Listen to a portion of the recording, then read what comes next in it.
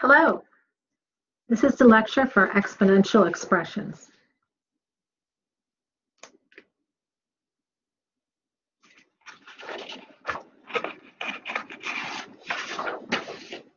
All right, we'll begin with a review of the law of exponents. We'll start with the product rule. The product rule says that any base raised to some power times that same base raised to a different power is going to equal that same base raised to the power adding the two powers. So for example, if we let a equal, come on, pen right there. If we let a equal 2, for example, we could say that 2, if x is 2, we could say that 2 raised to the second power times 2 raised to the third power is going to equal 2 raised to the 2 plus 3 power, or 2 raised to the 5th power. Right? And 2 to the 5th power, of course, is 32. Okay, so always work. You can always check it because look at this. 2 squared is what? 4. 2 cubed, that's 2 times 2, which is 4 times 2 is 8. And of course, 4 times 8 is 32. Right, so that's the product rule. The quotient rule, very similar, says that a to the x power divided by a to the y power is going to be a to the x minus y power. This time, let's say x is 3. So if we have 2 cubed and we divide that by 2 squared, we'll let y equal 2. All right, so if we divide 2 cubed by 2 squared, that's going to be 2 to the x minus y, or 2 to the 3 minus 2, which of course is 2 to the first power. 2 to the first power then is just 2, right? We have the power rule that says if we have some base raised to the power x, if we raise that again to the power y, that's going to be equal to a times the x times y, sorry. So if we have a power raised to a power, we multiply those exponents.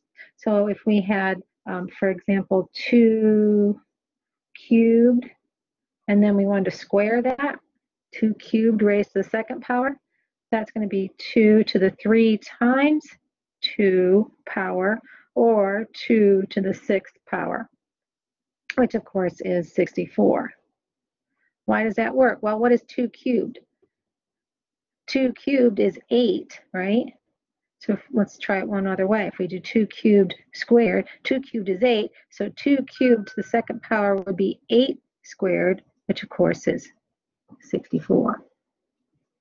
Right, then we have the power of a product rule. That just says if we have two products and we raise them to some exponent, we apply that exponent to both of the products.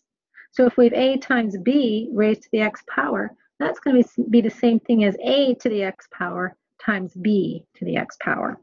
So as by way of example, if a is 2, why don't we go ahead and say b, the other base, we'll use 3 as the other base. So if a is 2 and b is 3, we could say that a times b, or 2 times 3 raised to, what should x be here? Let's just say 2 again.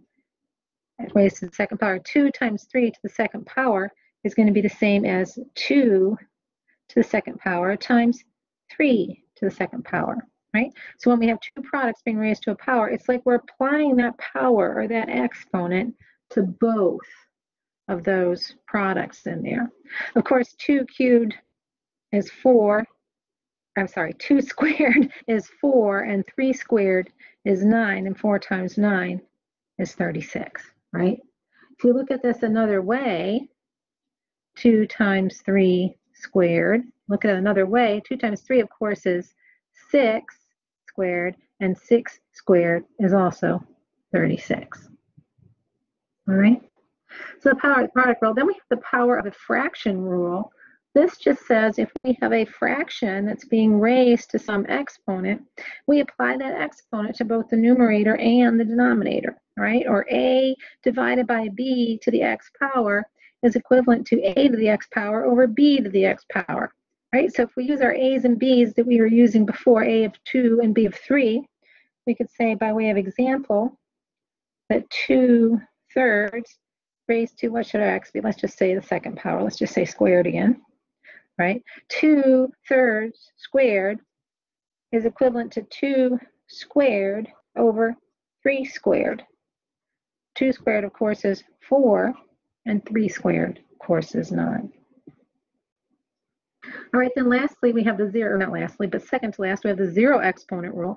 Anything at all raised to the 0 power is equal to 1, right? So 2 to the 0 power, that equals 1. We could also say 3 to the 0 power, that's also going to equal 1.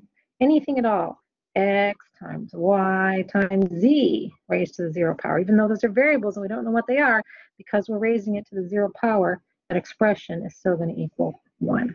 All right, that's our zero exponent rule. And then lastly is the negative exponent rule. The negative exponent rule, and that just simply says that if an exponent is negative, to make it positive, we bring it either, if it's in the numerator, we bring it to the denominator. If it's in the denominator, we bring it to the numerator, right? Sometimes we might say we bring it to the other side of the dividing line and make it positive, right?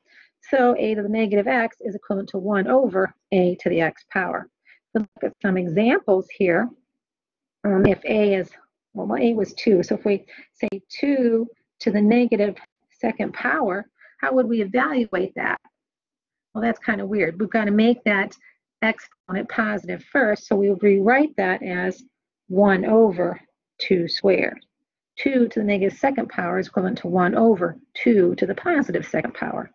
And of course, 1 over 2 squared is 1/4. Similarly, if we had 1 over 2 to the negative second power, that would be something very difficult to evaluate as well. We would need to make that exponent positive. To make that positive, bring it up above the dividing line. So 1 over 2 to the negative second power is the same thing as 2 to the second power, or 4. All right, so there's your negative exponent rule. Quick review of the laws of exponents. Okay, let's move on and use those laws of exponents to solve or to simplify and evaluate some expressions. All right, in this first expression, let's evaluate 2 to the 9th power times 2 to the negative 3rd power. Well, one thing we could do is immediately make that exponent negative, but another thing that we could do is we could use the product rule. The product rule again says that some base to the x power times some base to the y power is that base equal to the x plus y power. Well, since our bases are the same here, we can use that product rule. We can say 2 to the 9th power times 2 to the negative 3rd power is equal to 2 raised to the 9 plus negative 3, or 9 minus 3rd power, which of course is 2 to the 6th power, and 2 to the 6th power is 64. I think so, right? 2 times 2 is 4, times 2 is 8, times 2 is 16, times 2 is 32, times 2 is 64. All right. The second expression over here, to evaluate that, we have 2 to the 9th power divided by 2 to the negative 3rd power. All right. Well, we could change that 2 to the negative 3rd power positive and then simplify it, or we could just use this quotient rule, right? That says a to the x divided by a to the y is a to the x minus y. Right? Well, since the bases are the same, they're both 2, that would be our a, we could say 2 to the 9th divided by 2 to the negative 3rd power is going to be 2 to the 9th minus negative 3. Over here, we were adding, it was 9 minus 3, or 9 plus negative 3, and we use the product rule. With the quotient rule, we subtract. Let me just highlight that. With the product rule, we add, okay? With the quotient rule, with the quotient rule, when we're finding the quotient of something, we subtract, right? So 2 to the 9 minus negative 3, minus a negative makes it a positive, so that's 2 to the 9 plus 3, or 2 to the 12. Boy, I don't know what that is. Let's look for the calculator. Look to the calculator for some help. 2 to the 12th power is 4,096. All right, let's look at this last example on this page down here. This one, we can't evaluate it because we have variables, but let's see if we can simplify. There's a lot going on here, right? Where do we start? Well, we could start by simplifying what's inside the parentheses if we can. And I think that's probably the smartest thing to do. So let's see if we can simplify the expression that's being squared. There's a rational expression here that's being squared. Look at what we have here. We have 5x to the fifth times 2x to the fourth in the numerator. Well, what we want to do here is combine like terms. They're all being multiplied, right? So we should multiply our like terms. We should multiply our 5 times our 2, right? 5 times 2, of course, is 10, right? Then we've got our x to the fifth and our x to the fourth. X to the fifth times x to the fourth is what? It's x to the 5 plus 4, right? Product rule says we add those exponents. Okay, then down here in the denominator, we cannot simplify that denominator anymore. That's just 3y to the 7th, all of it being squared. All right, let me just go ahead and rewrite that with my exponent simplified. So this then becomes 10x to the 9th over 3y to the 7th, and it's all being squared. Right? So I simplified what was inside those parentheses first. This makes it just a little bit easier to deal with, right? Now I still need to do some more simplifying because everything is being squared, right? Everything is being squared. 10x to the 9th is being squared, and 3y to the 7th is being squared. Well, you know, we have this power of a fraction rule here, right? If I have some fraction or rational expression that's being raised to that power, I apply that power to the numerator as well as the denominator, right? So I could rewrite this then as 10x to the 9th squared over 3y to the 7th squared, right? And I can go ahead and square that numerator and square that denominator. Well, to square the numerator, that's going to be 10 squared times x to the 9th squared, right? Because I want to apply that squaring to the x term as well as to the 10, right? And I want to do the same thing down here in the numerator. I want to apply that squaring to the y term as well as to the 3, right? So that'll be over 3 squared times y to the 7th squared. Okay? Now 10 squared, of course, is 100. 100. X to the 9th squared is x to the 9 times 2. When you raise a power to a power, you multiply, right? Over 3 squared, of course, is 9. Y to the 7th squared is y to the 7 times 2, right? So when it's all the way simplified, what do we have? 100x to the 18th power over 9y to the 14th power. All right, now can that simplify, that rational expression simplify any further? No, I do not have any common factors that will divide out. There's no common factors between 100 and 9, and there's none between x to any power and y to any power. They're different variables. All right, let's look at some more examples. Look at this one here. There's a lot going on here. Well, we have 3x squared y to the 5th, all of it being squared, times 2x to the 4th, y to the 8th. Well, in this time, if I try to simplify inside the parentheses, I really can't. 3x squared y to the 5th can't be simplified. So I think the first thing that I do here then is to go ahead and apply that squaring to each of the products inside the parentheses, right? Or sometimes we think about that as a stream, but I want to apply that squaring to the y term. I want to square the x term, and I also want to square the 3. Okay, so if I were to rewrite that, then I get 3 squared times x squared to the 2nd power, that's x to the 2 times 2 power, times, these are all they're all products, right? Y to the 5th power squared, or y to the 5 times 2 power, then times 2x to the 4th times y to the 8th. All right, let's see if I can simplify my exponents first off.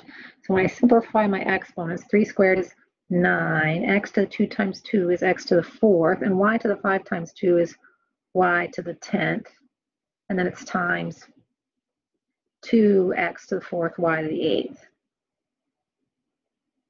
All right. I can simplify a little bit further here because I have some like terms that I can multiply together. Look, the 9 and the 2 can be multiplied, right? 9 times 2 is 18. Okay, the x to the 4th can be multiplied with the x to the 4th here. That's x to the 4 plus 4, right? Or x to the 8th. Okay, and then lastly, the y's can be multiplied. We have y to the 10th. Let's just circle that so we can sort that one out. Times y to the 8th. That's going to be y to the 10 plus 8, or y to the 18th. Okay? So when they're very complicated expressions, just work it out. Simplify it piece by piece. One more example down here. Look what's happening with this one. Oh, goodness. 24, a to the 24th times b to the negative 3rd over 3a to the negative 3rd times b squared times 6 times a times b to the 5th. Ugh. Well, I could do a number of things here. I could try to simplify by dividing some things out, or I could just simplify this denominator, because look, that can definitely be simplified. There's some like terms that can be multiplied there, right? And then look at it. I think I'm going to simplify that denominator first. Numerator can't be simplified. That's just 24a to the 24th power times b to the negative 3rd power. Okay, there's our numerator. But the denominator, we can simplify some things there, can't we? Because look, we have a 3 times a 6. Those are numbers, so they can be multiplied. 3 times 6 is 18. Okay, and then look at this. I've got a to the negative 3rd, right? A to the negative 3rd times a to the, what's the exponent on this a? It's just 1, right?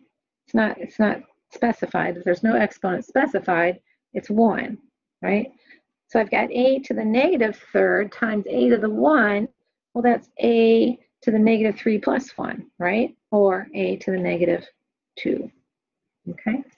And then lastly, over here, I've got some b's. I could simplify b squared times b to the 5th, right? So that's b to the 2 plus 5, or b to the 7th. All right, so now that I've simplified the numerator and simplified the denominator, I want to see what's going to divide out, right? Well, I've got negative exponents. So I think the next thing we really want to do here is we want to convert these exponents, make them positive, right? Make them positive. So this a to the negative 2nd down here needs to come up and become to the 2nd, right? There, bring that up and make that positive. And this b to the 7th down here, that needs to come up and become, or no, I'm sorry, this b to the negative 3rd, that needs to come down here in the denominator and become positive. But we need to bring him down here and make him be b to the 3rd power. Okay, so what I did here is I took the negative and moved it to the other side of the dividing line and made it positive, right?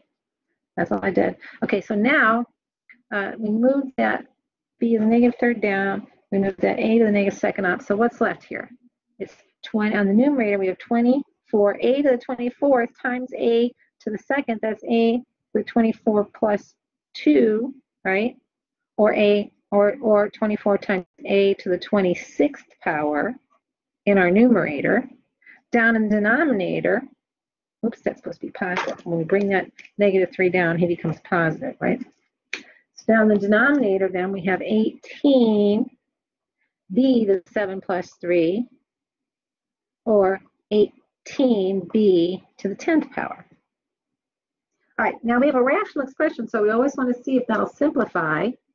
It looks like it will simplify a little bit. Nothing can be simplified between a's and b's. Those are different variables, right? But 24 over 18 can be simplified.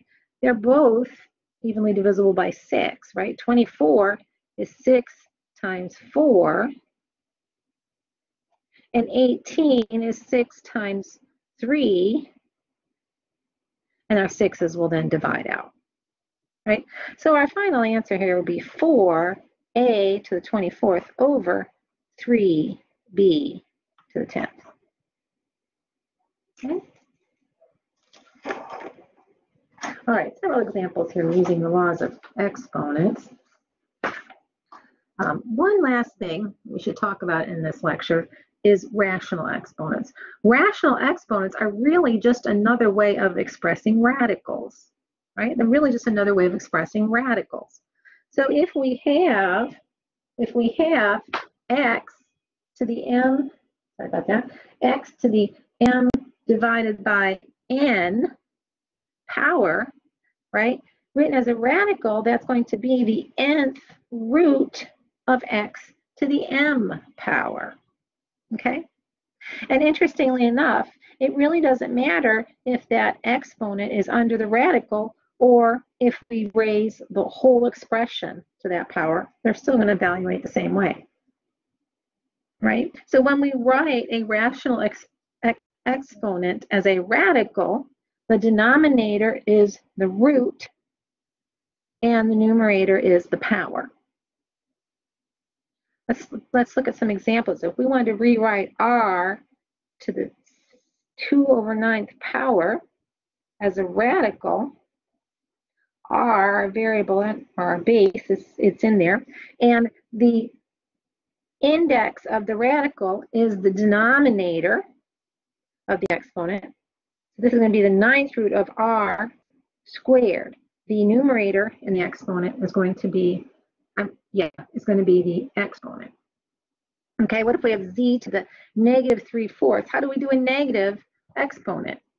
Well, we can't. Negative exponents need to be made positive before we deal with them. So let's first write that as a positive exponent. We'll bring that z to the -3/4 down to the other side of the dividing line. We'll rewrite that as 1/z to the 3/4.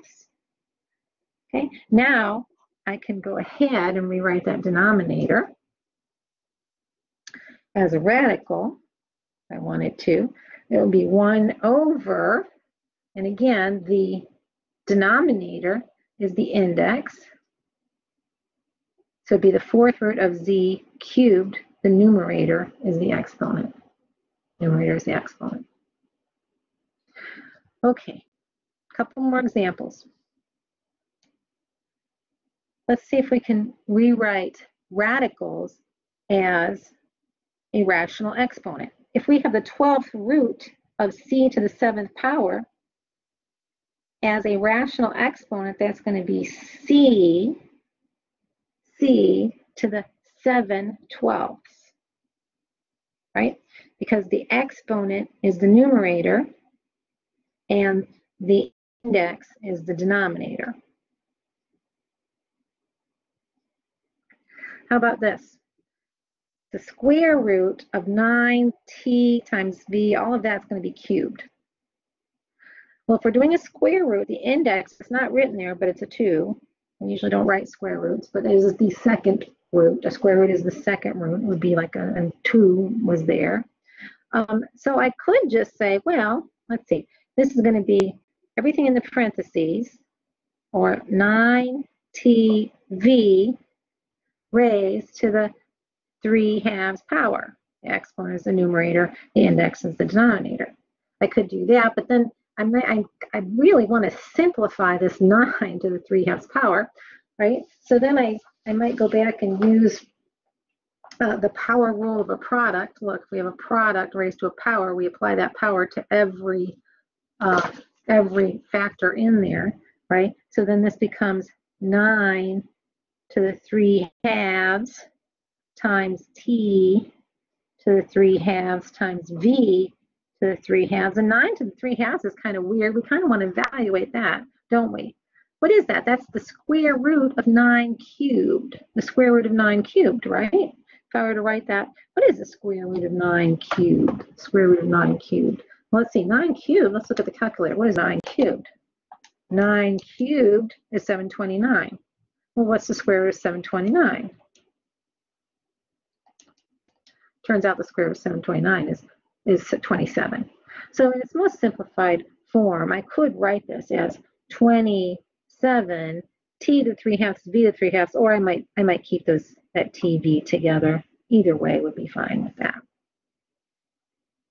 Okay, a couple more. Here's some numerical numbers with rational exponents that we can evaluate. Here we have 64 raised to the 2/3 power. How does that look as a radical? Well, let's see. That's going to be the cubed root of 64 squared, right? The cubed root of 64 squared. Well, what's 64 squared? Let's see.